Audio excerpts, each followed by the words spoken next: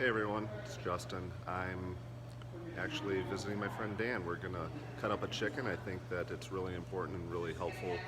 Save a couple of dollars, and it's the best way to really utilize the whole animal.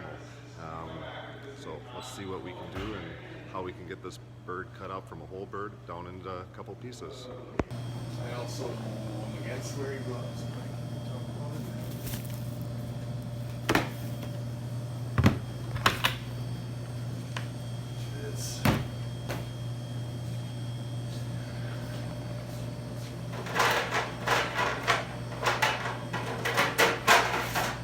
How many chickens do you think you've cut up this year? This year? Probably 10 or 15. Oh, all right.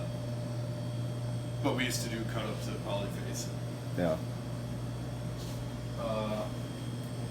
And actually, no, I shouldn't say that.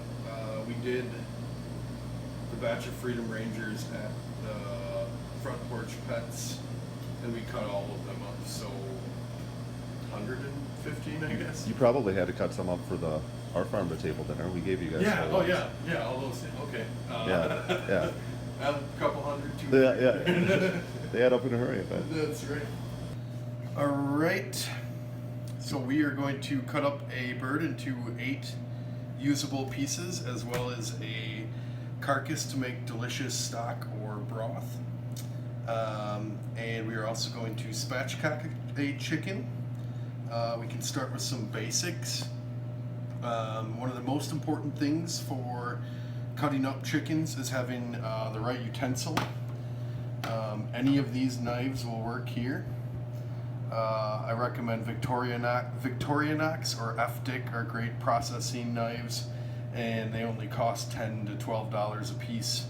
They stay sharp. They're really nice, but you can also use a utility or chef's type knife here. Knives should be sharp before you use them. This is a honing steel. This does not sharpen your knife, but it keeps the blade in line. And you'll see that we use this throughout the process of cutting up a chicken to keep our blade sharp.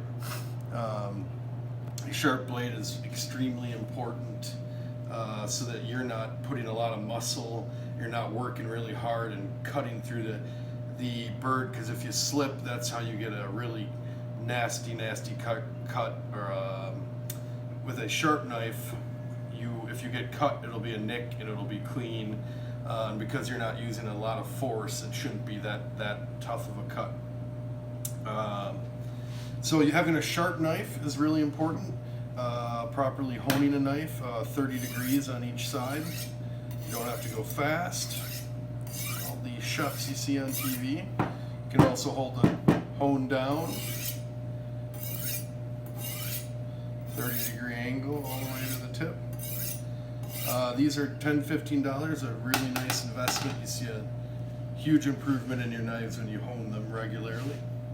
A clean cutting board, properly cleaned and bleached. We have gloves today. I prefer not to use gloves. People have a tendency to wear gloves and then think that their hands are clean and touch things and other things. And so in my experience, people are less conscientious of cleanliness with gloves. If you prefer them, once again, it's a cheap buy to have if you don't like touching chicken or whatever it may be. We have something to put our chickens on here once they are cut up. And then we have our cutting board. I always recommend that with any cutting board, you take a clean rag or paper towel or something, and you, underneath the board, we put a towel underneath so that when we're cutting up our bird or working on the board, it's very dangerous and really inefficient to have your board sliding around while you're trying to cut a bird. So simple wet paper towel or a wet towel. We wet ours down with the sanitation water. I always like to keep sanitation water on hand so that we don't have any cross-contamination It's right at hand in case there's leakage or slippage or anything. Part of the theory when we're doing this is that we have a dominant or knife hand, and then we have a chicken hand. Our goal is to keep our knife hand clean and dry and on the knife, and keep our other hand as the one that we are touching the chicken with. So we'll try and keep this as our dirty hand, and this is our clean hand. If we have to maneuver the chicken, we can always take time to wash our hands in between. Some beautiful Freedom Rangers here.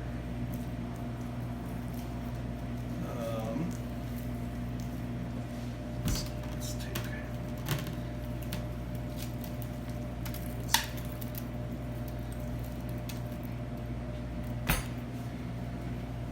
Okay, so we've got the bird, wings, neck, which is one of the best parts for making broth or stock, legs, thighs, breasts. The tenders are underneath the breasts. Back, we have the oysters right in here. And we will start processing. All right, to start, we are going to remove the neck, and we will then take off the wings here.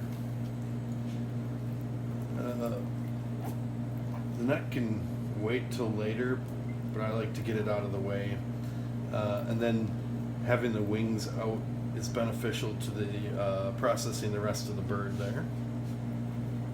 I'll wash my hands quickly. We'll remove the neck, go right beneath the breast there, and we're just going to cut around till we feel the knife come in contact with the bone, and we're looking to cut the meat, the tendons, the skin around the neck bones there. If your knife will slide right through if you get lucky. If it will not, you just want to break the neck, and once you've released the muscles around the bones, it should come right off. Alright, now to remove the wings here, we're going to use the weight of the bird to help us remove the wings. So what we're going to do is we're going to grab the wing. I always like to move it around to feel where the bones attach and where the joint is. It's right in here. So we'll lift up the bird, hold it by the wing that we're removing, and the weight of the bird pulling down will help to remove that wing. So we're going to cut right towards that joint we feel in there, around the back of the wing. You'll feel the joint kind of release, and if it doesn't, you just want to pull the wing against where it should go. Wing moves like this and forward as the bird's flapping. So once we've released the muscles, you want to pull it back. You can see where the bones meet in there. Just want to cut right through there. Should slide out relatively easy. Same on this side, we're using the weight of the bird, found that joint, and as we cut it, the weight will help to separate that joint. It's popped out there.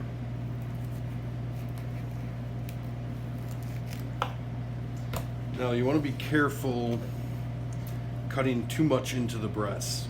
If you really like wings, you can cut a large part of the breast and leave it on the wing. But in general, oftentimes we value or use the white chicken breast meat more, so we'll try and leave as much of the breast meat on the breast and take the wing like so.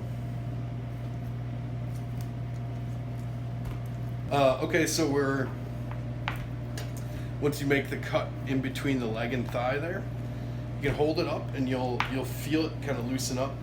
And what you want to do is you want to pull that leg and thigh against the direction it should go. The leg will pop right out there. and you will cut down the back. That's where the leg connects. We just separate it, and right through here. This is the thigh, and this is the leg. My favorite part, by the way. And there's two cuts you can make here. One, if you'd like as much meat on the thigh, we'll do that one first. You bend up, there's a small circle you'll see right here that you'll learn the more you cut up chickens. And personally, this is called the oyster. You'll see why once we see the size and shape. That right there is the butcher or the cook or the chef's secret, kind of the item that you're not supposed to know about, because I cut them off and eat them. Super delicious. They work really hard. There's probably the most chicken flavor in that bone there. So in this one, I'm going to try and find it, cut as much of the thigh, and there's our leg. And on this side, same thing, leg and thigh, right between where the breast and the leg meets. Cut beneath these, through the skin there. On this side, we are going to leave as much of the oyster as we can. You can see right here, this muscle right there is the oyster. And this time we'll cut in front of it. Once again, we simply pop the chicken out, pop the bone out, come right there, and you cut right down the thigh. We have our second leg and thigh. Now in this one, I left the oyster out to show you where it is. Right along the haunches here. It's kind of a circular cut. And as you see, it looks like an oyster, looks like a small oyster. The small spot right there. And this, like I said, works the hardest. It's the muscle that moves the feet of the chicken, so it has the most flavor of the chicken. Highly prized. Don't tell anyone, keep it for yourself. Now what we are left with is the neck, back, and breasts of the bird. There's two ways to remove the breasts. We are going to work on boneless, skinless breasts. At this point, this is a really good place to remove the skin. It should come off all at once.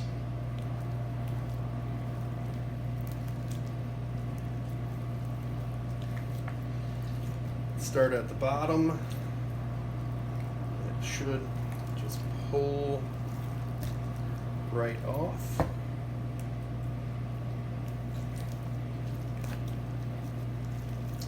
The help of a knife, if it is frozen or a little cold, is useful.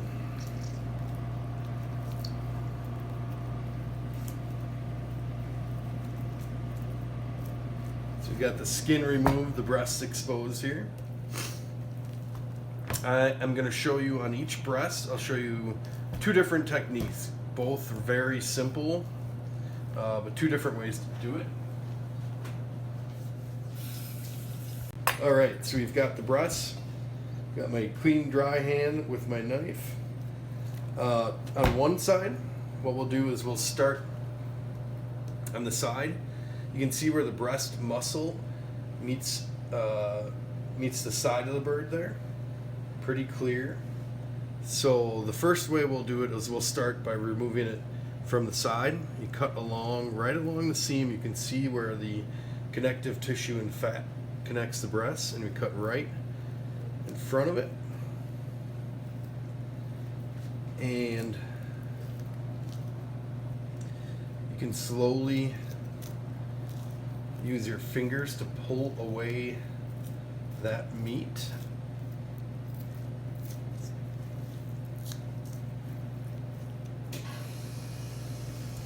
Now you will get to this point here. This is the tender. You can either go underneath the tender and remove that at the same time,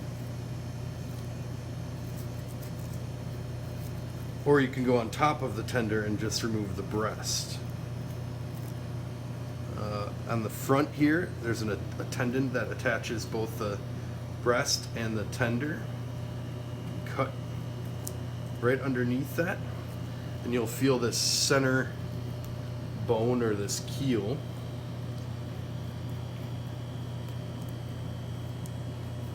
Cut right along top of that. This is the wishbone. We're cutting right along the wishbone in the front.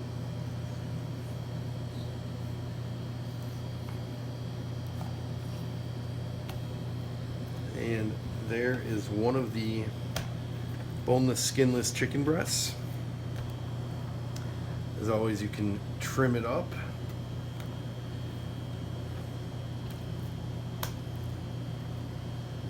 And there is one of them.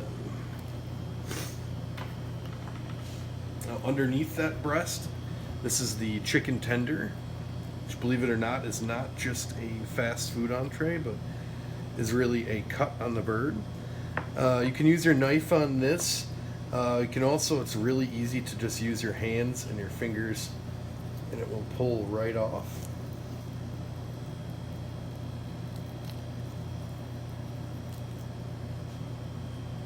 Tender number one. If you want right away as well, there's a small, if you'd like to get really fancy with it, you can remove the tender or the cartilage, and right here, and you have a tender that is tender throughout without having this part to work around when you're eating or cooking with it.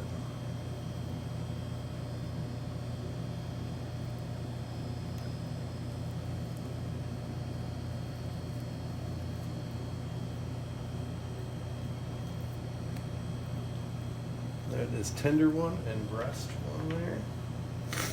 On this side, we'll do the other technique, which I find to be a little easier. You want to make sure you have a good grip on your bird, and you cut right along the center line. And what you're doing is you're cutting right along this bone right here. And when you get up here, you'll cut right along the wishbone. So get a good hold of the bird, cut right along the bone there. You can see where the breast or the wishbone comes along, and you cut right along that bone. And once you have that cut from the bone, it will really just release with a little work from your hand. Cut over and along and down tender, and down boneless, skinless chicken breast.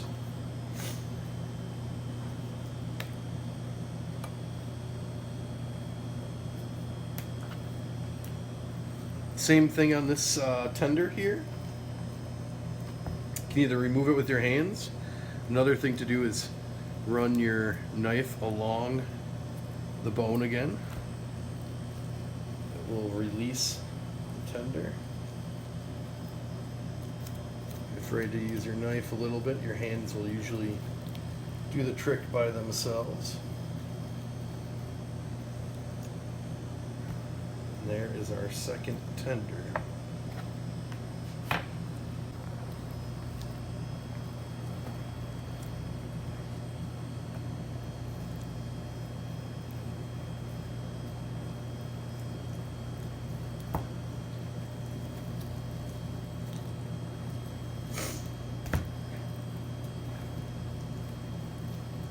Alright, so once we've got the carcass, let's not forget that this carcass holds a load of nutrition. It actually has a large amount of meat still left on it, and it makes outstanding broths and stocks, which you can then make sauces or stews or soups with.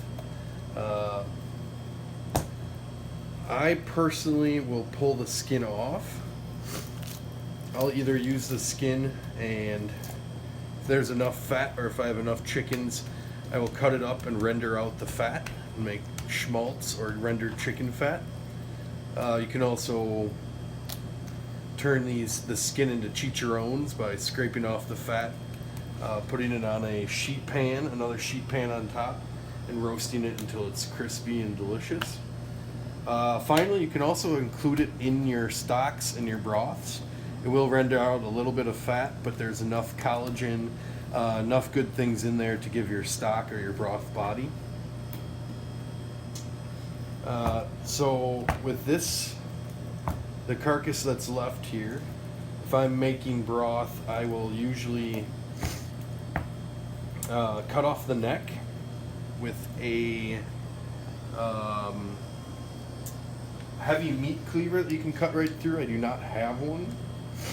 Instead, I will use these chicken shears, heavy duty chicken shears. Find yourself a joint in there.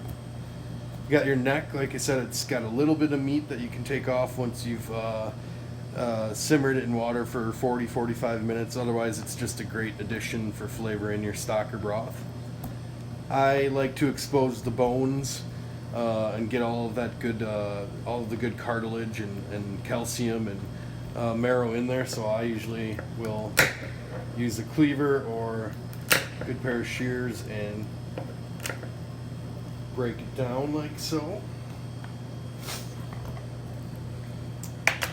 The body, wonderful. Once again, the more bone you expose, the better and stronger the broth's going to be. The only time I don't do that is when I've got a lot of meat on the bird. Now, if we boil this bird, simmer this bird for stock or broth, I'd prefer to remove it, the whole thing, after 30-45 minutes. And what you'll find is that there's a good amount of meat right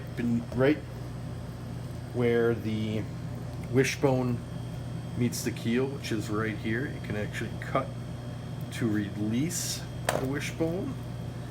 The whole thing will pop out.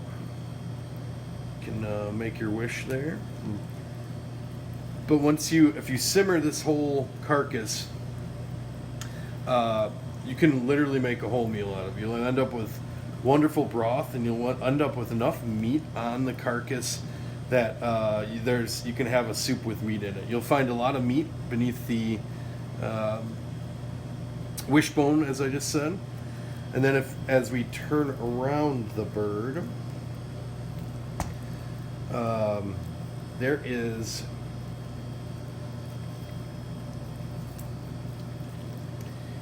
good amount of meat along the back here.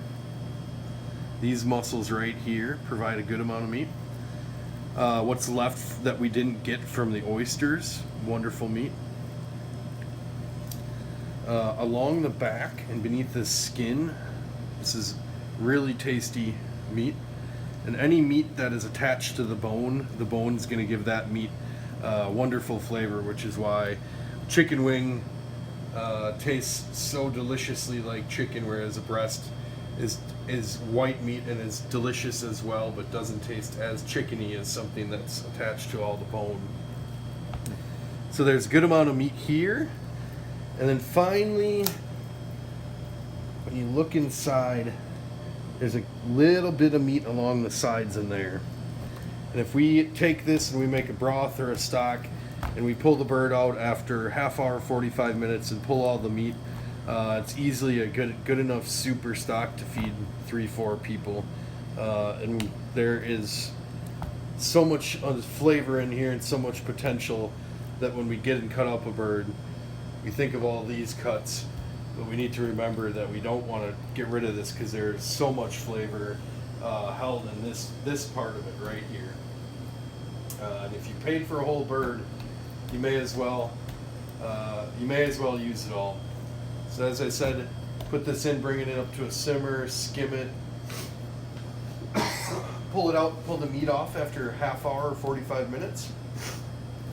Put the bones back in. If you'd like, you can cut them up with a cleaver or shears, or if not, just throw them back in. I personally find that the best broths are cooked between 180 and 200 degrees Fahrenheit, and I prefer for a 24-hour cook. Strain it out, and you've got a wonderful broth you can reduce for sauces or make soups with. Super flavorful and nutritionally packed with goodness. One question I have for you there, Dan, is Yep. one bird, you know, that'll make a little bit of broth. I mean, how many is probably the amount of energy that you're using for heating it, the more the better. Yes. Right? Oh yeah. It's always that good. But as I was saying, one carcass will make you 6, 8, 10 cups of broth. Oh, awesome. Another thing that we do. Well, you always want to use the hearts and livers. Once again, probably the most nutrition for per gram or per pound of anything are hearts, livers, gizzards. Fry them up, put them on toast, make some pate. We've got the breast and tenders, which are seamed out, or the tenders and the breast are separated. We've got the neck, which we've cut to pieces. We've got whole wings, and we've got legs, thighs, neck, back, one of the lone oysters in there, skin, fat, extra parts. We'll start by breaking down the wings. Tip, I call this the flat in the drum, which is more culinary terms than it is anything else. But this is really easy. As you can see, if you straighten out the wing, the whole thing will react, and you can kind of see where the joint is there. You want to find where the joint meets up there. Cut right down through the middle. If you hit bone or you don't find the joint right away, best thing to do is give it a little help. As you can see there, clearly separates and shows us exactly where we want to cut.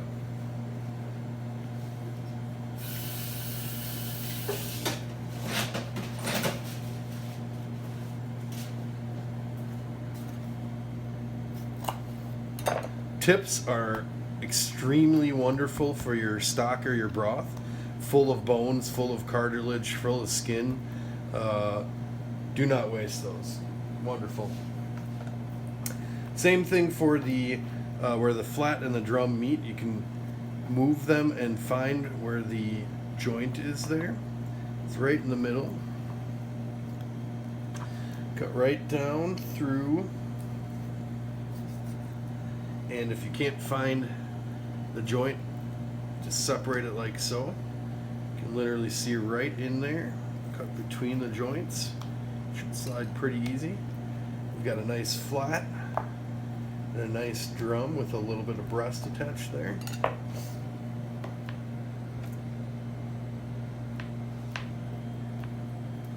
I'll just do that real quick again. Check out where the tip and the flat meet. Grab your knife right down in there. If you don't cut right through immediately, give it a little bit of pressure. Should pop right out.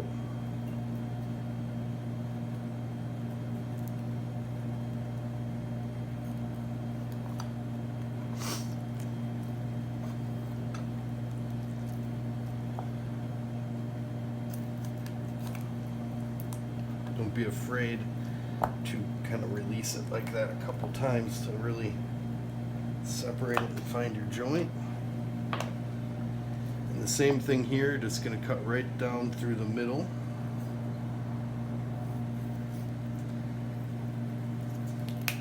It's important to note, as you see, I'm never putting tons of pressure on the bird. If you're ever having to cut with a body weight or a ton of weight, you're in danger of it slipping and cutting yourself with a dull blade. There's a sharp blade. We're just very gently finding our joints and sliding right through. Should be smooth, hot knife through butter. Now down to the legs and thighs. Got our thigh here, our leg here. I always like to move them around to find where the joint is there. On the inside, you can see where this line of fat right there is where the muscles meet, and that's where the leg and the thigh joint.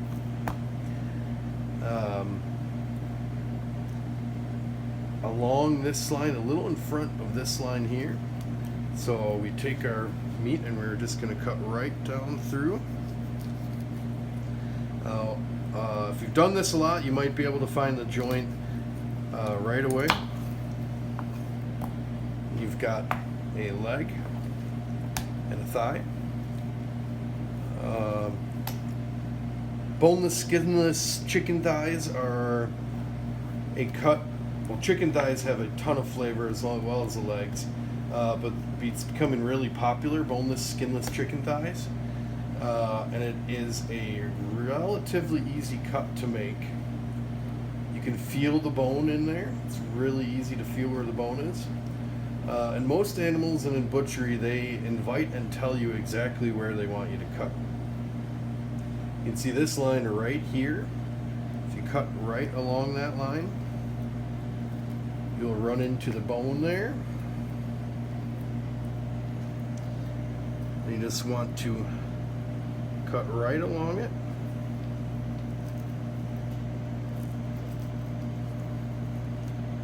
See, we're kind of freeing up that bone. Right along the sides, right underneath.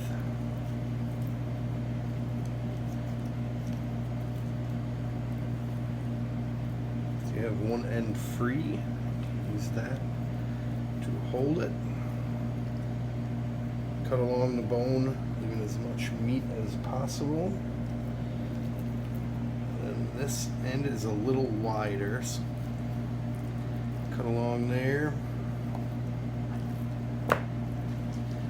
Release that bone. And then if you want to go back in, there's usually parts of the bone right up top. There's the kneecap right in there. Remove that. I would use that in stock or broth. Once again, any of the bone, cartilage, it's wonderful for stocks or broth. And you're left with a boneless chicken thigh. Skin on, you can remove the skin. You can stuff your chicken thigh and wrap it back up. You can cut it and use it for kebabs, for stew meat, whatever you'd like. Once again, we'll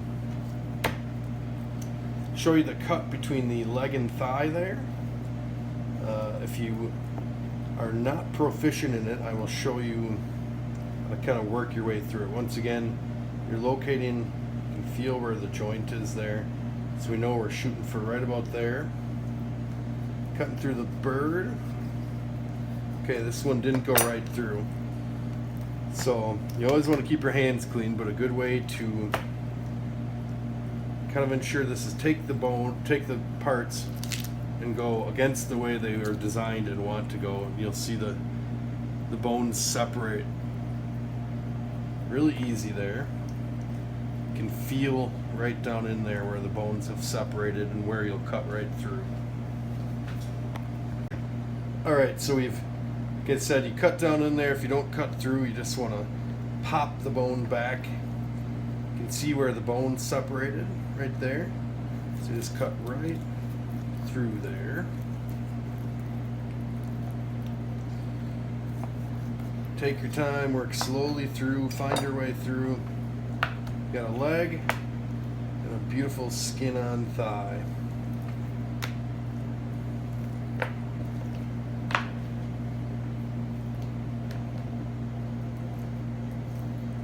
That is the whole bird once again. Got the liver, the heart, the neck, which we've parted out, the wishbone just there to show you where it is, right in between the breasts. Got the wings, the drum, the flat, the tip, wonderful for broth and stock, or even sauces and gravies. Throwing that in there, it goes a very long way. Got the neck and the back, which has a lot of meat, a ton of flavor on it yet. Broken down the legs, skin on thighs, easy to just pull off the skin if you would not like them. We've got excess skin you can render using soup or stock or broth. And I guess the last thing I would do is oftentimes after I pull the meat, or sometimes even before, I'll separate this out to fit in a stock pot or to expose more of the bone there. And for that, it's really quite simple. This is called the keel. the chest, this is where the breasts were, the back, this is where the ribs are here, and to separate them, take your knife and go right down through, right in front of the ribs, get down to the head there, and it should just easily pull apart.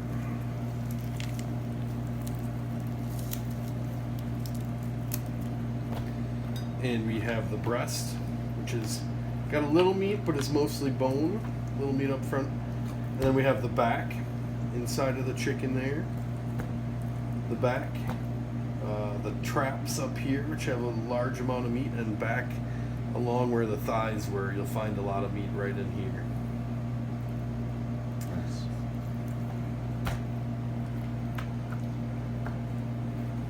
And that is a full 8-piece cut is what they would call that.